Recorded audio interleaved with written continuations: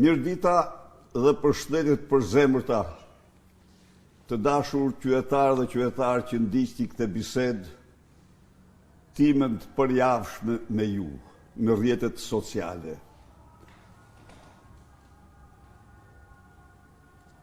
Kam kënaqësinë t'ju adresohem ju pas suksesit të rëndësishëm që arritëm me 24 janar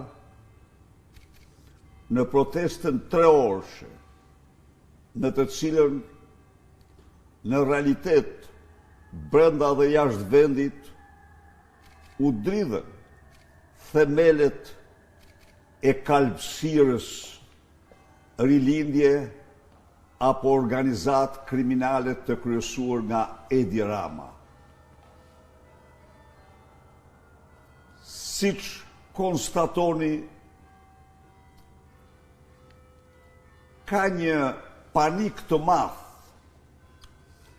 nga narkonomenklatura,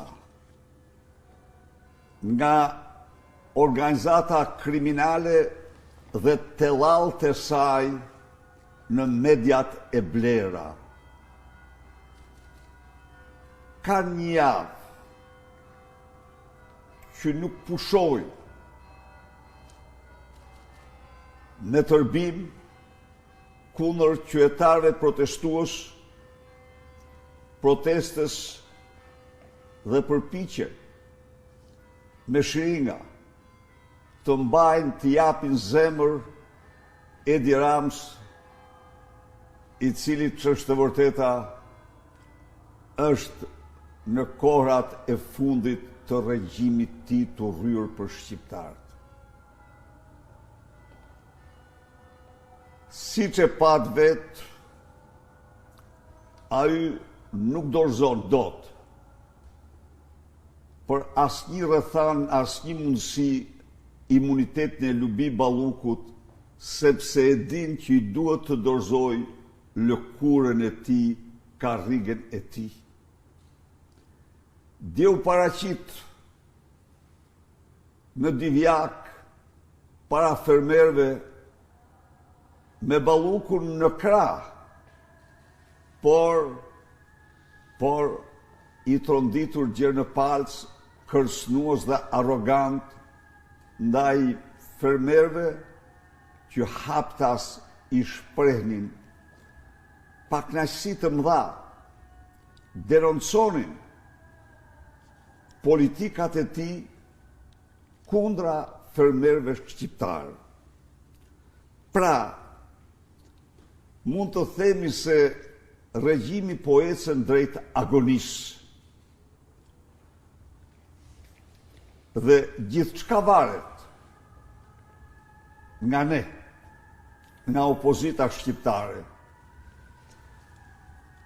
Gjithçka varet nga kryengritja jonë paqësore që s'duhet të ndalet kur gjerë në përmbysjen e Edi Rams. Pikërisht në këtë kuadër, ne thirrëm protestën tjetër me datën 10, ditën e martë me datën 10 shkurt, në mënyrë që të marrim dhe njëherë paralajmërimin në serioz për largimin e tyre nga pushteti. Miq, gjatë këtyre ditëve janë me qindra qytetarë dhe qytetare që kërkojnë me shumë të drejtë që në protest të mos largohemi nga sheshi pa realizimin e qëllimit tonë. Kjo është një kërkesë jashtëzakonisht e drejtë dhe rruga e vetme efikase për të larguar këtë regjim nga pushteti. Por kjo kërkon nga secili nga ne që të bindim gjithnjë më shumë qytetar se qëndrimi në shesh për sa kohë për aq kohë gjersa të largojmë regjimin është rruga më e sigurt e fitores tonë. Ju garantoj se drejta saj në mënyrë të pandalshme do të shkojmë. Edi Rama të bëjë ç'të dojë, mrapa diellit të shkoj, shpres nuk ka, do shkoj aty ku e ka vendin, aty ku e kanë vendin hajdutët dhe kriminalët që qeverisin një vend mbi baza me lidhje të forta me kartelet e drogës, krimin dhe farsë elektorale. Ndaj dhe duke u falënderuar shumë për atë angazhim të jashtëzakonshëm që treguat me 24 janar, ju ftoj të shumë fishojmë forcat dhe të bashkohemi në protestën e ardhshme, të tregojmë fuqinë tonë, të tregojmë vendosmërinë tonë, të tregojmë se ne do jemi fitimtarët në këtë vend. Faleminderit. Po nisi me pyetje, doktor. Pirobano shkruan: kam një mendim përse të mos bëhen protesta në të njëjtën kohë në 4-5 qytete të ndryshme, se jam i bindur që do të ketë më shumë pjesëmarrje e më shumë efekt.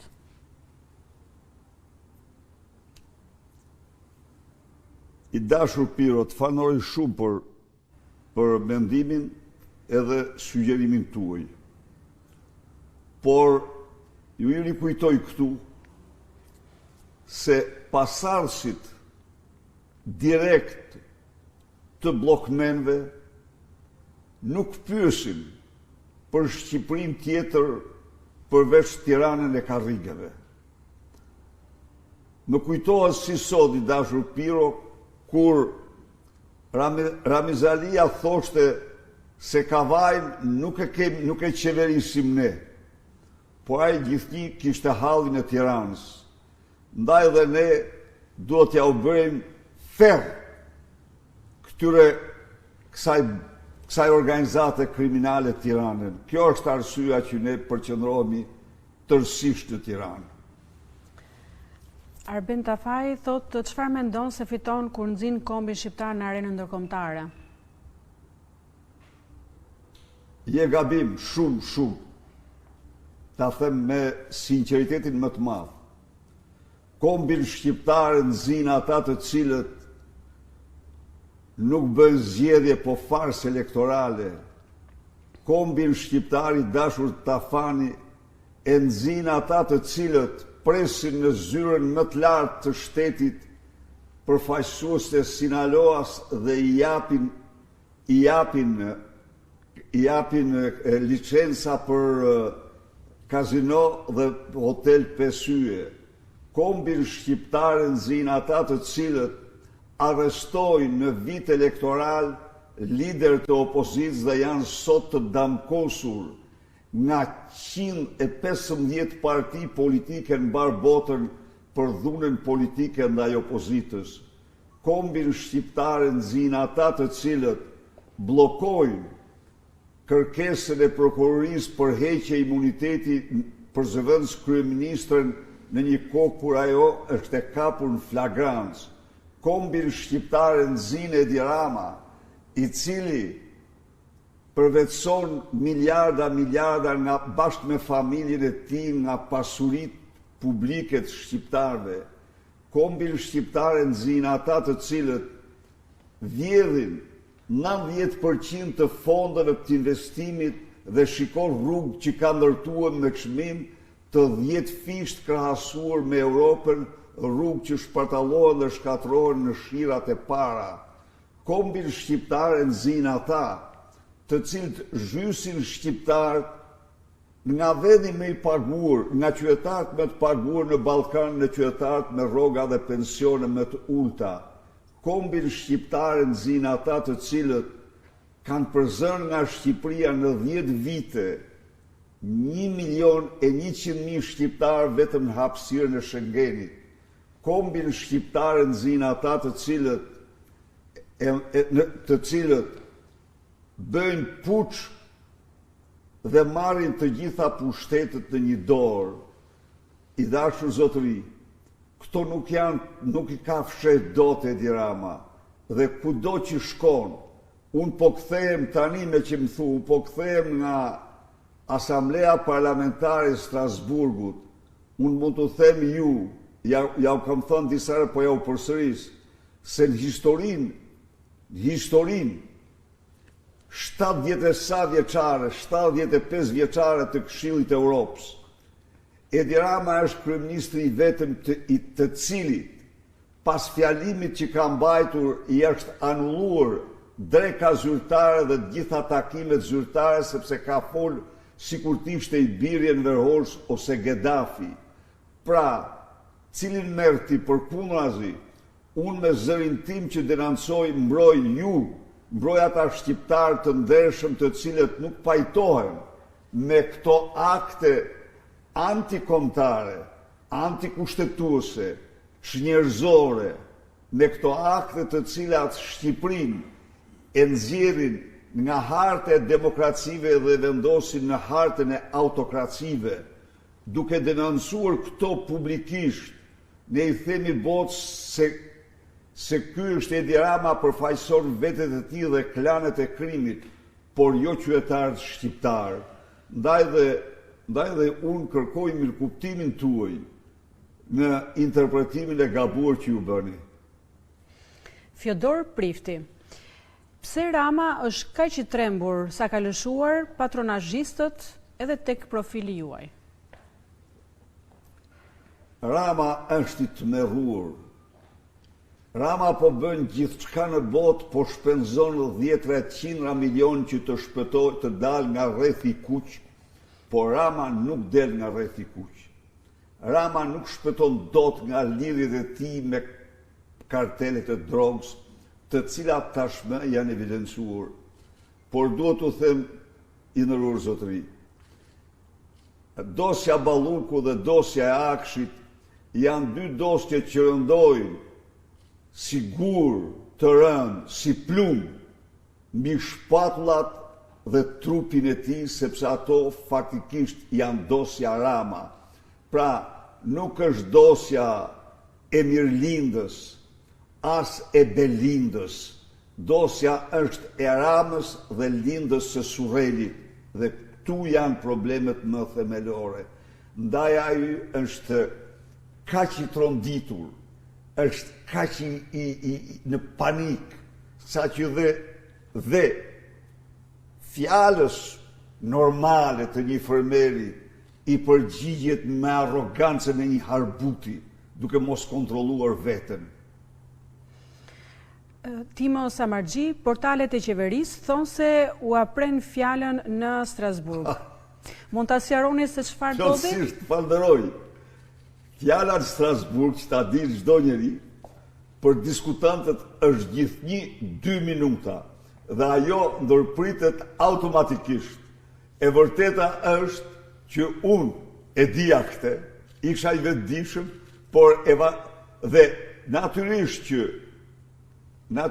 që pjesën më pikante ja kisha rezervuar Ramës që në minutën e parë, kurse në minutën e fundit unë e dija që ajo ndërpritet, por vazhdova se kamera funksionon, pavarësisht se zëri shuhet, më interesonte kamera dhe kërkova qeverinë teknike.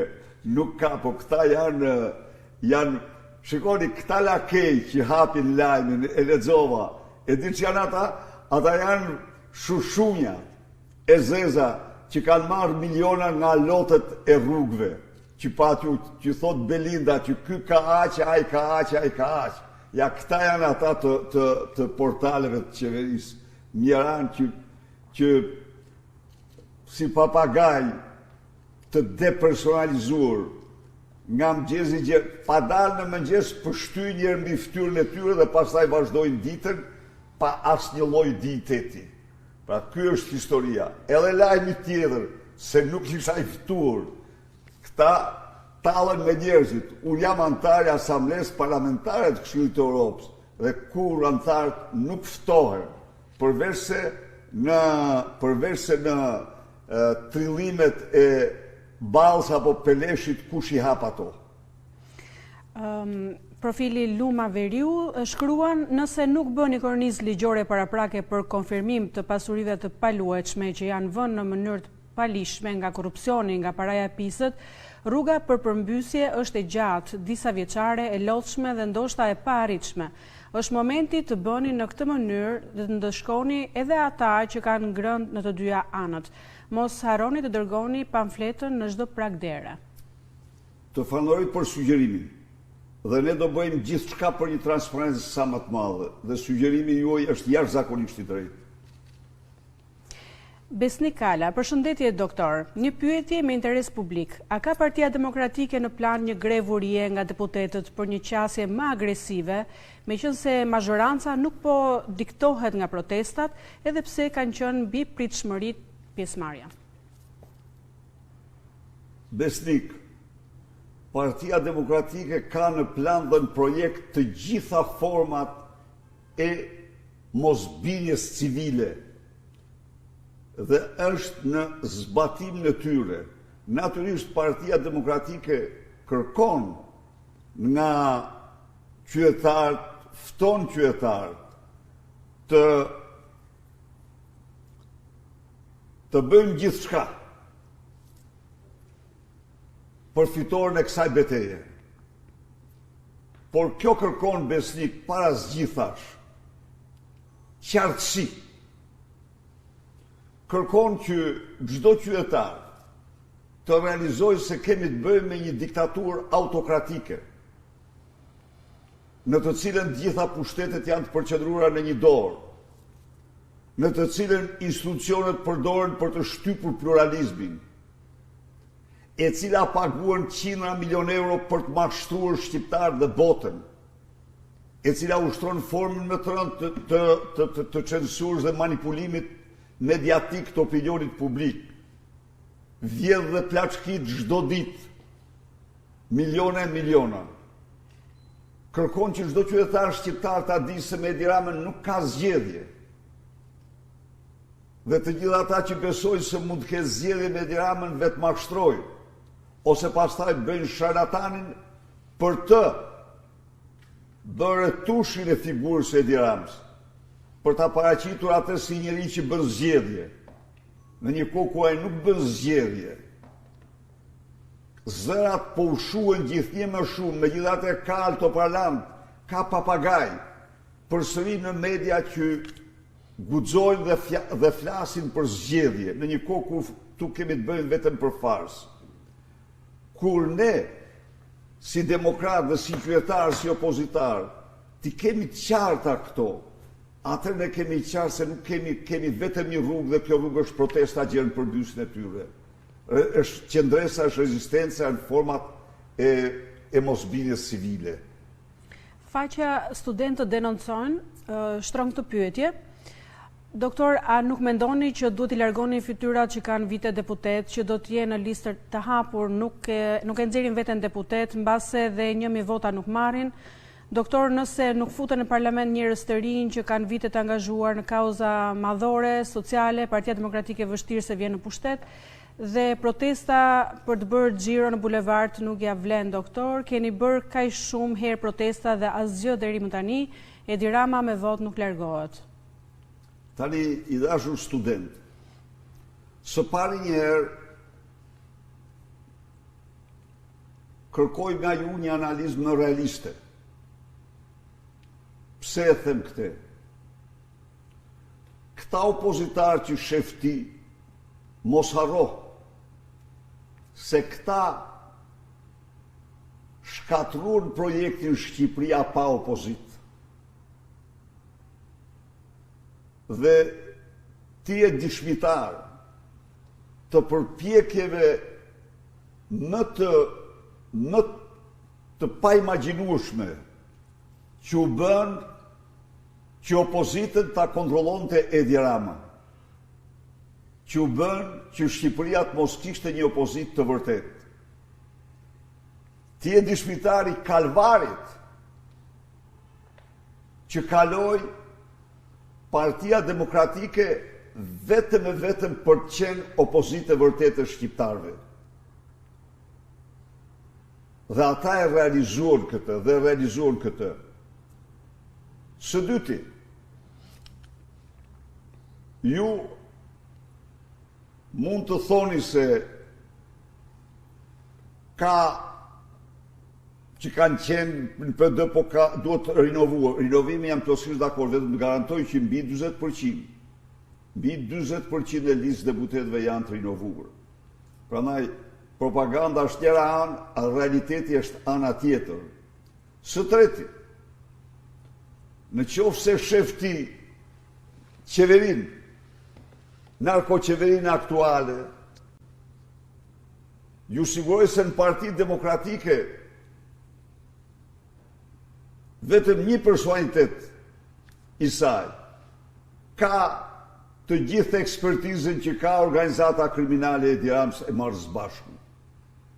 Partia Demokratike ka personalitetet të formuara, të shquara në fusha, në të gjitha fushat, të pakrahasueshme me këtë qeveri ignorantësh që vjedhin nga mëngjesi darkë. Ju i keni pa vetë se si janë. S'dalin dot në një studio televizive, ministra që s'dalin dot në një studio televizive, që s'përballojnë dot një debat. Ministra të cilët nuk marrin dot një pyetje nga gazetar, por marrin përsipër të bëjnë rolin e kronista apo gazetarës duke recituar ato që ju thotë Edi Rama. I dashur student, nuk duhet të krahasosh të pakrahasueshmet sepse nuk të shërben. Së fundmi, ju thoni protestat. Jo, protestat që kemi bërë absolutisht kanë patur efektin e tyre madhor në botë. Janë këto protesta të cilat kanë rezonuar në të gjithë kryeqytetet e kancelarisë e votës se shqiptarët janë ngritur kundër korrupsionit të kujt, të Lubi Balluku dhe Edi Ramës. Imagjinoje pak se kur të mos ishin këto protesta, si do të dukeshim ne shqiptarët si një komb i shtypur nga korrupsioni. A nuk do ishte kjo një turp për çdo shqiptar? Pra, në një farë aspekti këto protesta mbrojnë dhe mbrojtën dignitetin e kombit shqiptar dhe qytetarëve të ndershëm shqiptar. Po kjo kërkon i dashur student një gjë, që rinia të dalë në krye të këtyre protestave, siç doli në Bangladesh, siç doli në Nepal, siç doli në Sri Lanka. Është koha ose fatin që meritojnë diktaturat autokratike duhet të afirmos gjenerata Z, duhet të afirmosin studentët dhe rinia. Toni Latifi. Përshëndetje doktor, ju dje mblodhët ryezën me alat dhe shoqërinë civile. Çfarë u arrit dhe nga kjo dhe a do të jeni në gjendje të mblidhni të gjithë faktorin opozitar kundër Ramës sepse gjendja është e padurueshme? Cili do të jetë hapi tjetër? Faleminderit. Ju faleminderit.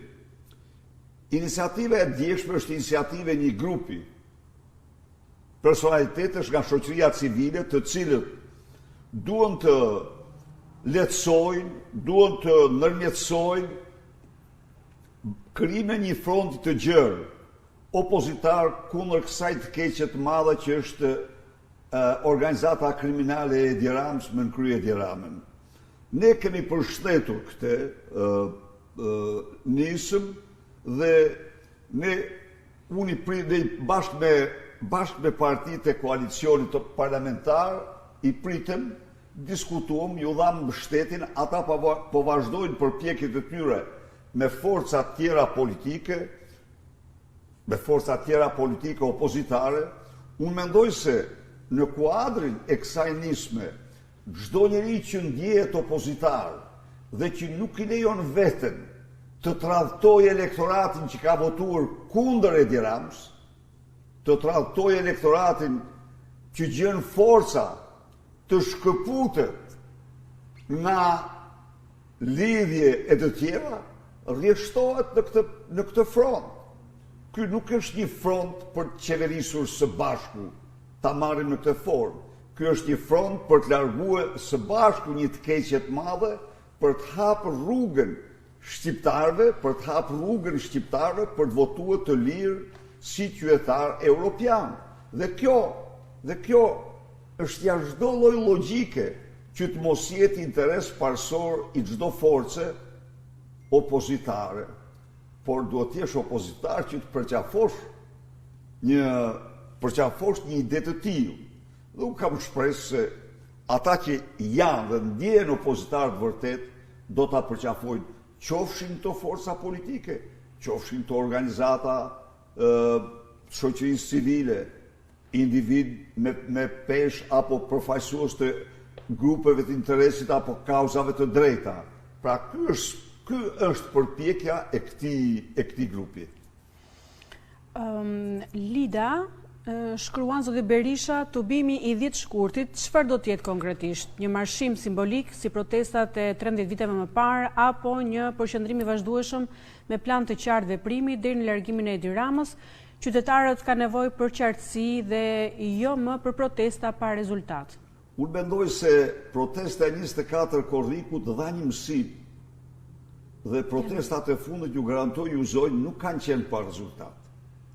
Kanë qenë me shumë rezultat, në ç'kuptim, në kuptimin që, edhe një herë me lejoni të rikthehem, imagjinoni një Shqipëri që nuk do të protestonte para këtyre super skandaleve, se si do të turprohej para botës, se çfarë mesazhi të trisht, çfarë ofendimi do të ishte për shqiptarët, kurse zëri fuqishëm që u ngrit në bulevard dhe nuk ishte vetëm shëtitje siç e pat ju, dha mesazhe dur për shqiptarët dhe botën, por dhe njëherë kërkohet betejë me diktaturën nuk është një ndeshje futbolli. Kërkohet që secili opozitar të përgatitet për protestë të qëndrueshme, të përgatitet për një kryengritje të pandërprerë paqësore për të realizuar qëllimin e vet. Agron Molla, doktor ju përshëndes, a do të jenë të pranishëm të gjithë deputetët në protestën e 10 shkurtit, duhet të jenë në rreshtin e parë, sepse deputetët kanë imunitet. Derën duhet të thyejnë deputetët. Ramën e rrezon populli, a do të jetë protestë qëndrueshme? Agron, të garantoj që deputetët pa përjashtim kanë qenë që të gjithë në protestë. Kanë qenë disa me grupet, me qytetarët e zonave të tyre të tjerë të shpërndarë, por kanë qenë dhe kanë luajtur një rol, siç mund ta kesh ndjekur ndofta, jashtëzakonisht aktiv gjatë protestës dhe pas protestës në mbrojtje dhe në mbrojtje dhe në mbikëqyrje, në përballje me policinë dhe në mbrojtje të qytetarëve opozitarë të arrestuar, të ndaluar, të keqtrajtuar nga policia. Ju besoj se e keni pa që ata çan rrethimi dhe u futën sepse në mënyrë antikushtetuese një ushtar me mbiemër Shahini i Ergy Sagasit nuk lejonte deputet takohë të hynin në komisariat e tjerë, pra deputet kanë qenë jashtëzakonisht aktiv dhe do jenë shumë aktiv, ju sigurojun ju.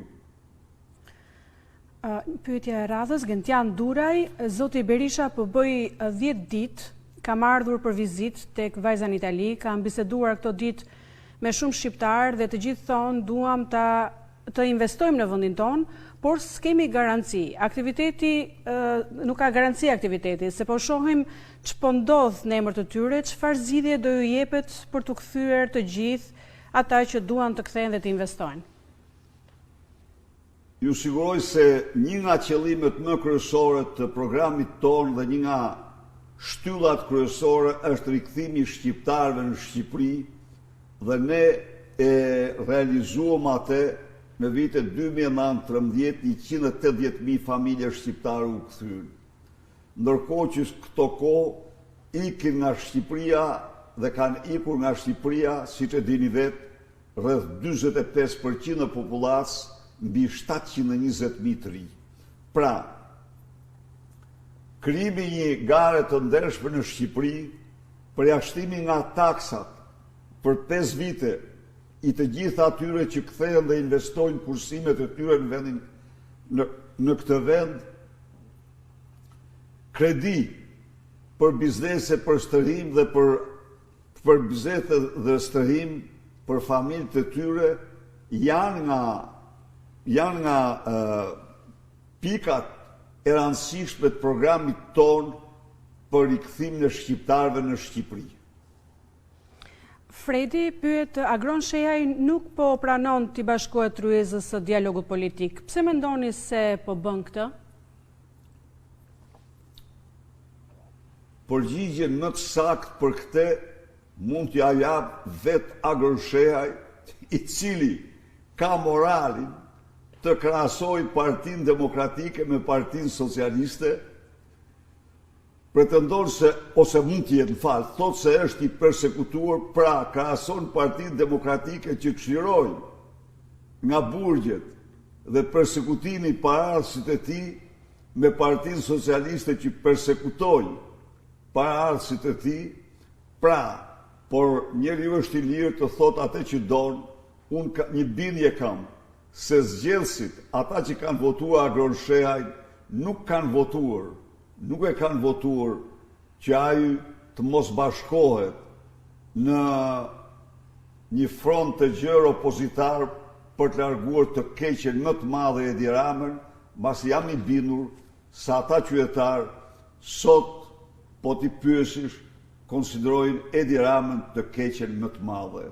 Opozita është e hapur, unë e kam theksuar, por ju kam njoftuar se ata që duan të bëjnë opozitën e opozitës, ata janë faktikisht në shërbim të tjetër kujt.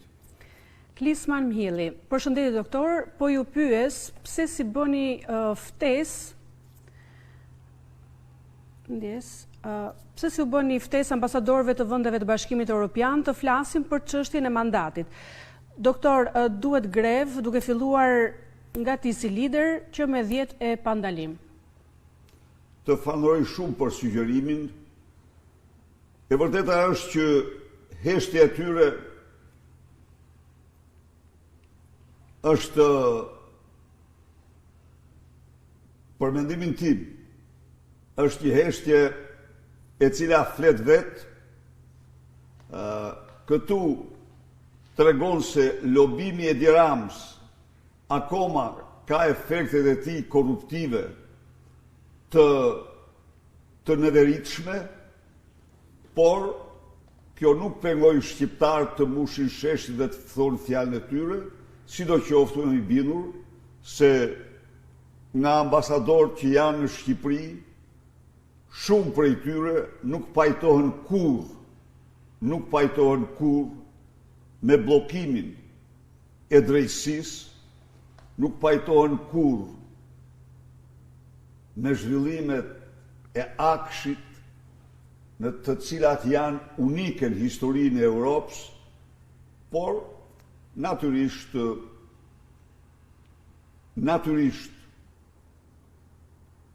heshtja nuk flet për mirë në këtë rast. Eduard Hasa, doktor, kuvendi refuzoi heqjen e mandatit të Ballukut të kërkuar nga SPAK. Mos është ky një veprim mbrojtës i Ramës sepse ka frikën e tij? Është vetëm ky dhe asgjë tjetër. I nderuar zotëri, më fal se do të përsëris një fjalë vulgare, një frazë vulgare. Po të mos ishte ky fakt, për të shpëtuar nga lubia Edi Rama do ishte gatshëm t'i shkrinte dhe plum në vesh, në gjumë. Por është ky fakt që nuk i prek dot një qime floku dhe që ajo i thot unë të marr me vete çdo 3 ditë, çdo 2 ditë dhe faktikisht e patju si i merrej goja para saj dje në Divjak, si e humbi komplet. Neritan Dragoti, kam një pyetje doktor, a mund të kthehen disa komuna në të gjithë Shqipërinë se me reformën e parë, me shkrirjen e komunave, filloi shpopullimi i njerëzve nga komunat? Respekt dhe fitore, doktor.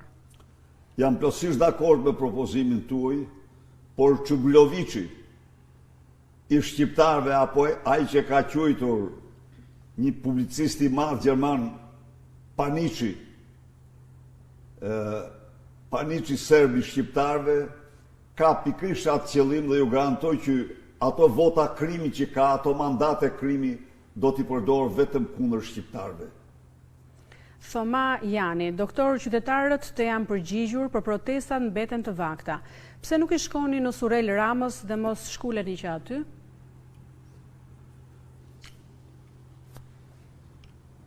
Thoma, e rëndësishme është mos shkulemi nga Tirana, se sa për Surelin, aja ka me borxh që të shkojë të rrijë dhe jashtë shteti dhe të mos kthehet, nuk lëshon karrigen ai në atë mënyrë.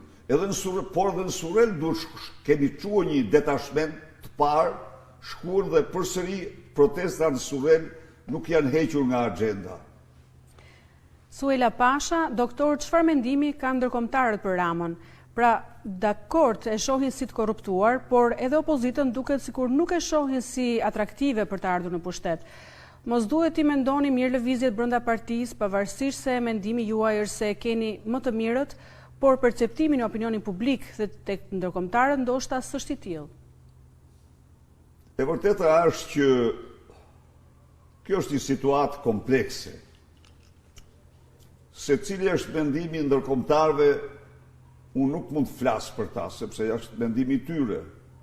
Por ajo çka unë konstatoj në ato informacione që kam, në ato kontakte dhe ato perceptime, mendimi për Ramën është jashtëzakonisht negativ. Për këtë nga qendrat ndër më të rëndësishme. Rama tashmë është bërë famëzi në mbar Europën dhe në Shtetet Bashkuara dhe kudo. Tezat e opozitës për narkoshtetin, për kartelët e drogës, janë bërë sot çështje shumë e rëndësishme e qëndrimeve politike të Shteteve të Bashkuara dhe vendeve tjera. Pra, këto janë, por i dashur mi, kërkohet veprimi i opozitës, e kemi thënë dhe e them 100 herë, në qoftë se deltat e arrestuan Maduron, Ramaduron nuk do të vinë të arrestojnë ato, duhet shqiptarët të japin vendin e vetë. Kështu që largimi i Ramës nuk e pengon asgjë tjetër përveç se veprimi i fuqishëm i opozitës që duhet të jetë gjithnjë e më i madh. Klisman Mihilli ka sërish një pyetje tjetër. Doktor, Spaku na duhet ta mbështesni në këtë kohë me deklarata zyrtare edhe në zgjedhjet, një pyetje e dytë, pra duhet ta mbështesni Spaku me deklarata zyrtare, dhe një pyetje e dytë që vjen në zgjedhjet e prillit në Partinë Demokratike, do të ketë ndryshim që nga kupola? Tani, pyetja e parë. Do të ishte gabim shumë i rëndë, po të mos mbështesje çdo prokuror, çdo gjykatës, çdo hetues që zbaton ligjin. Dhe në këtë kontekst ju duhet ta dini mirë se interesi më absolut për funksionimin e shtetit ligjor është i opozitës dhe qytetarëve. I opozitës dhe qytetarëve. Por, do t'ishte fatale në qoftë se opozita hesht para prokurorëve të lidhur me krimin, para prokurorëve që kundrejt ryshfeteve të majme mbrojnë kriminalët, mbrojnë vrasësit, majnë në xhep fletë të arrestit, u dërgojnë mesazhe se jeni arrestuar. Më thoni ju mua, a mund të pranohet një gjë të tillë? Në qoftë se ne pranojmë një gjë të tillë, ne përfundojmë me drejtësinë e Irina Gjoks. Ja ku e keni. Ja ku është gjykatësia. E dënuar me burg në Greqi dhe fshehur dënimin. E përzën 2 herë nga Greqia për falsifikim dokumentas dhe fshehur përzënjet. Dhe sot ka kap përfyti një shtet të tërë. Në mënyrën më të pa imagjinueshme, në një kohë kur në ligjet dhe kushtetutën e Shqipërisë, të 3 këto rrethana janë rrethana ligjore që i ndërpresin mandatin si gjykatës dhe e çojnë në burg. E çojnë në burg sepse i ka fshehur, i ndërpresin mandatin sepse ka ndodhur. Kurse dje KLG-ja votoi për të mos i ndërprer mandatin asaj. A mund të imagjinoni se ku jemi? Se çfarë? Dhe pse? Sepse ajo është mikesh e Gysa Gasit, por jo më pak e Linda Ramës dhe Edi Ramës. Që ta dini domethënë. E keq përdorur në shkallë ekstreme kundër kundërshtarëve politik, por në rrafshin ligjor një delinkuente me krime kushtetuese dhe krime ligjore të rënda. Atëherë, a mund t'i marrim ne? As mund t'i marrim të gjithë një lloj, por sikundër duhet të mbështesim ata që punojnë, duhet të denojmë, të kemi guximin, të denojmë dhe denoncojmë ata që janë të lidhur me krimin. Ju më keni dëgjuar mua shpesh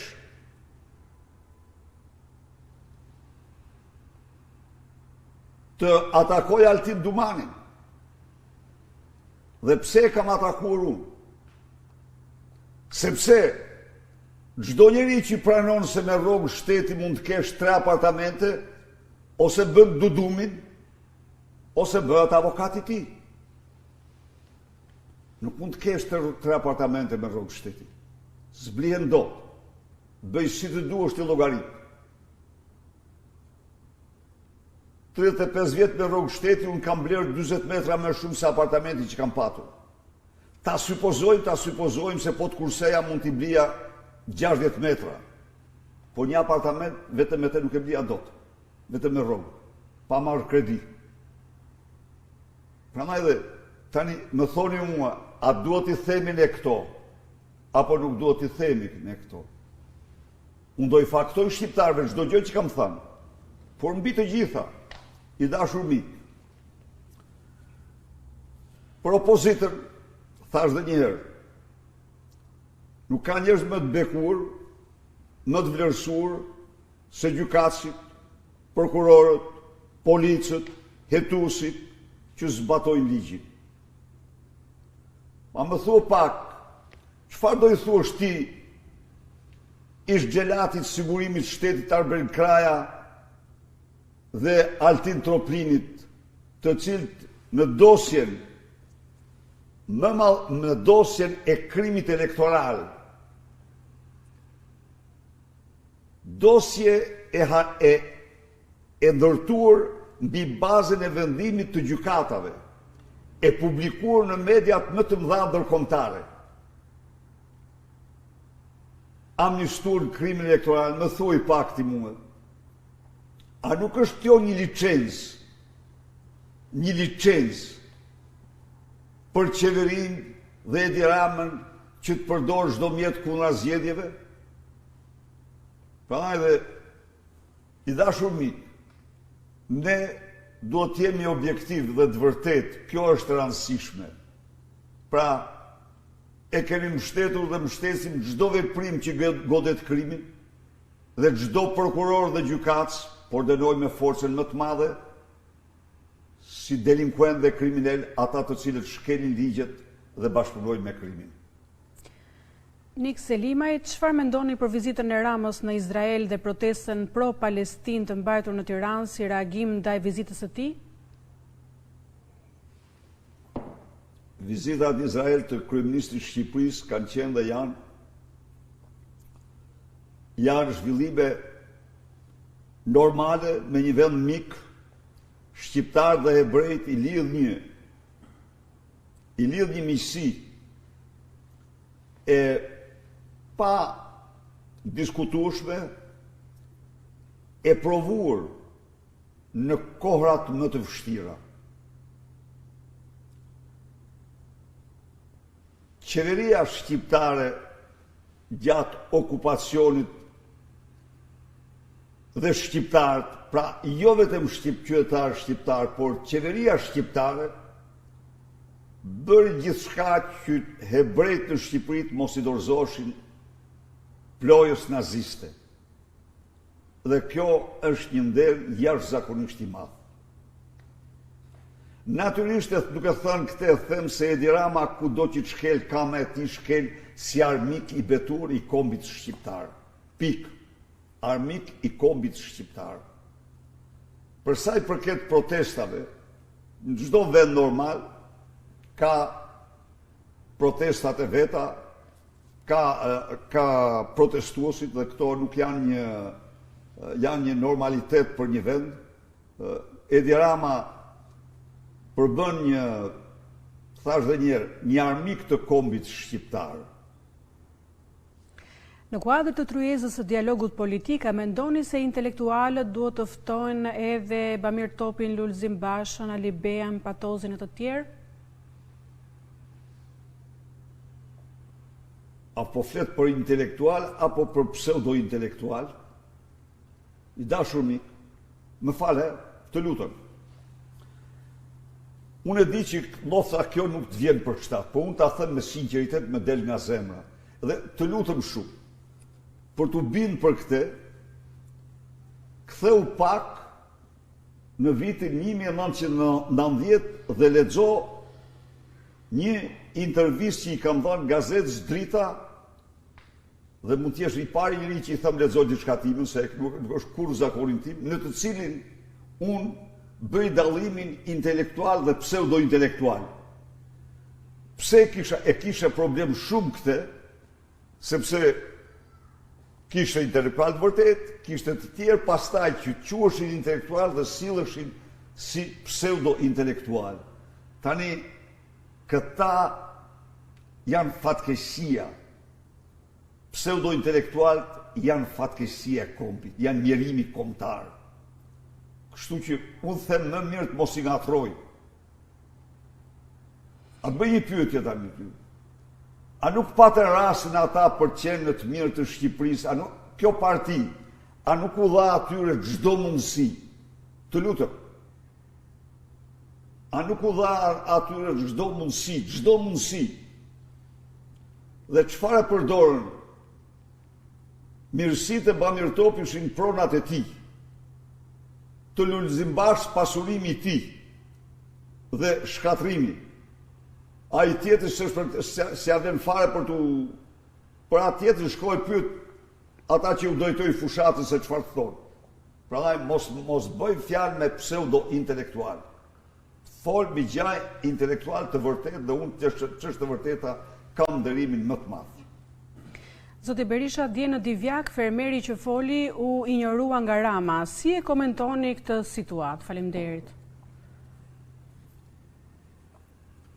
S'pari njerë fermeri që foli me guxim në emër të gjithë fermerëve shqiptarë. Por e vërteta është jo vetëm të fermerëve, por në emër të gjithë qytetarëve shqiptarë, sepse foli në emër të fermerëve, sepse fermerët shqiptarë janë në kushte falimentimi dhe ka 2 vite që prodhimi bujqësor është në rënje recesion. Foli në emër të gjithë qytetarëve shqiptarë, sepse rënja e prodhimit bujqësor ka rritë, çmimet në Shqipëri ka bërë më të shtrejta se në Itali, Greqi dhe vendet të cilat kanë rroga 5 deri 7 herë më të larta se shqiptarë. Kurse përgjigjet e Edi Ramës qenë përgjigjet e një njeriu në panik, arrogant, që u përpoq shpëtoi nga pyetjet e drejta me arrogancën e neveritshme të një njeriu në agoni politike. Kemi një pyetje të fundit, doktor, nga Anila Tafa. Përshëndetje, një pyetje kisha, a nuk ka ardhur koha që forcat politike të udhëhiqen nga natyra, të respektojmë ligjet e saj, duke jetuar sa më në harmoni, politikat të ndihmojnë njerëzit të kthehen në fshatra tek toka, por duke mësuar të jetojnë duke respektuar ekosistemin. Është koha që Partia Demokratike të bëhet mbështetësja e fshatit, e tokës, e natyrës. Kështu njerëzit do të jenë më të sigurt tek një forcë politike. Duhet ndryshimi vërtet. Faleminderit. Ju falenderoj për pyetjen dhe jam plotësisht dakord me shqetësimin tuaj. Por që të ketë një politikë aktive duhet garantohet popullimi themelor, si themelore i fshatrave. Fshatrat po vdesin me qindra fshatra pa asnjë banor, sepse ikin, ta tha djefër Meri në Ruranila. Çfarë i tha? Ke hapur, tha, tregun për prodhimet serbe dhe prodhimet tona mbetën në fushë. Duhet të ketë një politik. Anila, ju flisi për mjedisin. Ju them hapta ashtu, unë kam patur në një farë mënyrë, unë i besoj, se unë jam mjek, dhe unë i besoj çështjet e mjedisit. Nuk jam nga ata që kam bindje se ato nuk qëndrojnë. Jo. Besoj në shumë, jo çdo gjë, por në shumë gjëra. Nuk kemi mbjellur ne 1 milion pemë në Tiranë, nuk kemi deklaruar se kemi mbjellur 1 milion pemë në Tiranë, siç ka deklaruar ai që është në burg aty që ka vjedh parat e 1 milion fidanëve, por ne me dokumenta zyrtare kemi mbjellur 4 milion rënj, jo, më shumë, 4 milion ishin. Kemi arritur në 11 milion rënj ulli kur e dorëzuam pushtetin, nga 4 milion. Jo të gjitha u mollën nga qeveria, shumica u mollën nga qeveria, por mollën pastaj edhe qytetarët sepse e panë që ishte një leverdi. Pra, në fakt, mollën me 100 hektar arror, në fakt, Anila, atë që mund të quhet politik pyllëzimi, ne po e zëvendësonim me politikën e drurëve frutorë. Pse po e bënim këtë? Sepse tereni në Shqipëri, njërë e gjithë zona kodrinore, nga Shkodra, nga Hani Hotit, gjerë në Vlorë, lejon veshjen e tyre me vreshta dhe ulli. Aty ku mund tjetë një kaçube, ma mërë tjetë një rrej ulli, tjetë një vresht, ky është e filozofia jonë. Dhe ndaj ne kishim parashikuar, fillimisht 12, pastaj 20 milion, dhe potencialin në kohë, potenciali ishte llogaritur gjerë në 50 milion rrej ulli. Por kjo për zonën e ullirit, për zonën tjetër, jo të ullirit, ne kishim llogaritur arrorët, Gështenj, Arën, Lajthin dhe përveç tyre edhe, më falni, Shegën. Ne ecëm në këtë drejtim dhe u mbollën disa qindra hektar me arror. Mendoj se vazhdimi i këtyre projekteve është një mbështetje e madhe dhe për mjedisin, sepse natyrisht ka brenda anti-erozionin kjo përpjekje konkrete. Ja të them unë ju, ne për 1 hektar ulli ipnim $3.500 në atë kohë, euro, po, 3.000 sa euro. Më vonë kaluam në 2500. Po kështu për arror, por ama identifikimi, vërtetimi, ishte absolut s'mund të gënjente njëri. Sepse para t'i vroshin kundrejt çdo procesi.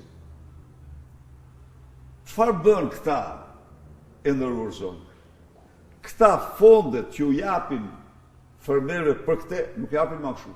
Japin 200.000 lekë për votë patronazhiste. Dhe janë zhdukur. Absolutisht e vërtet kjo që ju them ju. Ndajnë fondet e përcaktuara grante për pemë frutore apo tjere, i ndajnë ato për patronazhistët për vota. Së dyti, e thash edhe më parë, them prapë, u rikthyen nga viti 2000, nga viti 2009-2013, 180.000 familje shqiptare. Shumë prej tyre në fshatra, ku morën tokat, morën toka me qera, morën financimet, mollën drut frutor, mbarështruan tufa me lopë, me dhi, me dele, pra, u bë një rigjallim, filloi një rigjallim në fshatin shqiptar. Tani, më thuj pak, po kaq, të paktën 8.000 kilometra rrugë ndërtuar në Shqipëri rurale, minimumi 8.000, mund t'jenë më shumë, po t'i llogarisë. Më thuj, çfarë është bërë me Shqipëri rurale gjatë 12 viteve? A e dini që ato fshatra që thot ky janë të gjitha në letër se ekzistojnë asnjë? Fshatrat ishte një projekt ynë i më parshëm, dhe ky e kaloi në 100 fshatra, ne kishim komuna. Pra, këta për ta mbyllur vjedhin 90% të fondeve që alokojnë për punë publike për qëllime të tjera. Me këta nuk ka absolutisht asnjë projekt të sigurt. Doktor, këto ishin pyetjet, nëse keni një mesazh të fundit? Mesazhi im është ju falenderoj përzemërsisht që më ndoqët në këtë bisedë. Besoj se ju dhash përgjigje pyetjes tuaj, përveç se njerit që tani më vjen në mendje, që pyetje a do bëhen zgjedhje, ju garantoj se në Partinë Demokratike do bëhen zgjedhje në gjitha nivelet, dhe ju garantoj se me gjithë kritikat që bëhen për primaret, unë kërkoj mirëkuptimin tuaj se heqja e primarëve do të thotë heqje e marrjes parasysh të vullnetit antarëve. Dhe nuk duhet kërkojmë këtë, por do të kërkojmë, do bëjmë çmos t'i përsosim ato dhe mbi bazën e votës antarësive do zgjidhet e gjithë organigrama drejtuese nga kryetari gjerë tek degët seksionet e Partisë Demokratike. Faleminderit. Faleminderit shumë dhe prova jonë, ora jonë është data 10 shkurt, ora 5, qytetarët e Tiranës dhe të mbarë Shqipërisë në Tiranë. Faleminderit, një fundjavë të mbarë.